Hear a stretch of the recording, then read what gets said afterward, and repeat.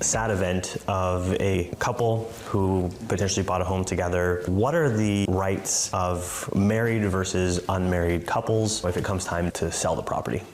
If it's the matrimonial home, if it's where you lived as a couple, and if you're married, whether or not you're on title, you have the right to and will need to consent to whether or not a property can be sold or mortgaged. So you've got that right. Unfortunately, you don't have that right if you are unmarried. And in that case, you rewind back to when you guys bought the property. You're going to want to make sure that there is a cohabitation agreement or a co-ownership agreement of some sort to make sure that the rights are in place. Because without that sort of agreement, you're bound to make some sort of a separation agreement. And you still might need that separation agreement, but there may be less negotiation that needs to be done at that point. And it will definitely be a bit more nastier if you do it at the end than do it at the beginning.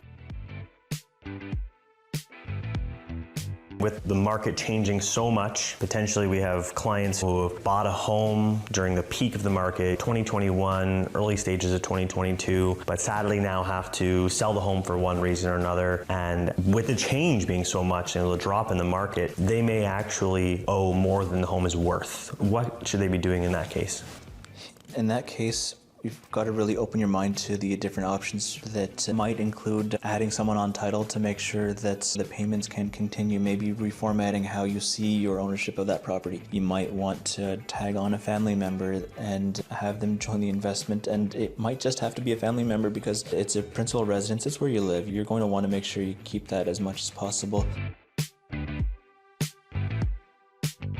If they have to sell, no other option, there's going to be a short sale. They're going to owe the bank more money than they're going to get for the home. Is there anything that they can do to prepare for that? The market's been going up. This is a new thing. US dealt with short sales like crazy, 2008 crisis, but here it's new. So what do you think the banks will do if this becomes an issue? In this case, it's scary to knock on your lender's door and say, hey, I've got some problems here, because you're admitting that you're about to breach the mortgage if you haven't already. But this is also the entity that you owe money to, and an open line of communication would be helpful. Still wouldn't do it without coming and talking to a lawyer first, because you've got a lot of different things that could still go wrong there. But I think the best thing to do is call a lawyer and just make sure that you're protected. Thankfully, it seems most transactions do end up closing, even in the last year. It's been quite rocky at times when the market was dropping quite quickly, but there likely will be cases where we're getting close to closing and for one reason or another, the deal doesn't close. If that happens, what legally happens to the deposit? The deposit in most cases is being held with the seller's brokerage. They're not going to be able to release that unless either there is a mutual release or if there's a court order asking the brokerage to pay someone out or the other person out. Now, that mutual release might come easily in times where there's a good market and it's a rising market. I don't think we're out of the falling market quite yet, but in this case, you're likely going to lose the deposit at the very least if you as the buyer breached. As a seller, you can rely on at least getting the deposit unless you're the one who breached. Oftentimes, when we go into list a property or a buyer's interested in a property, we'll see a relatively new looking furnace, air conditioner, and it comes up that these are not owned by the owner, but are in fact rentals. So how does this affect the contract from your standpoint, what you have to do if the buyer accepts, or if they don't accept these as rentals?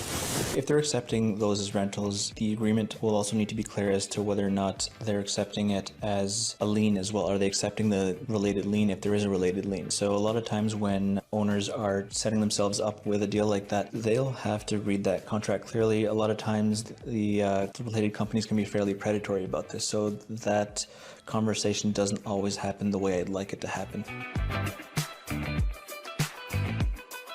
Often as sellers and buyers get close to closing day, what is your responsibility with respect to adjustments for property taxes, utilities, and all those things. On the day of closing, you've got a purchase price that needs to be paid. A large part of that would have already been paid. We're going to need to adjust the purchase price for at least the deposit, and we're also going to be adjusting for a couple different things, usually just the property taxes and common expenses if it's a condo. When it comes to utilities, you'll be setting up those utilities as the buyer prior to closing yourself. Sometimes a condo will handle a couple of those things if you're dealing with a condo, but what I'll be doing is letting the city or the town know that, hey, these are the new owners. Please set them up with this property tax roll number, which will also set you up with the city's or the town's utilities.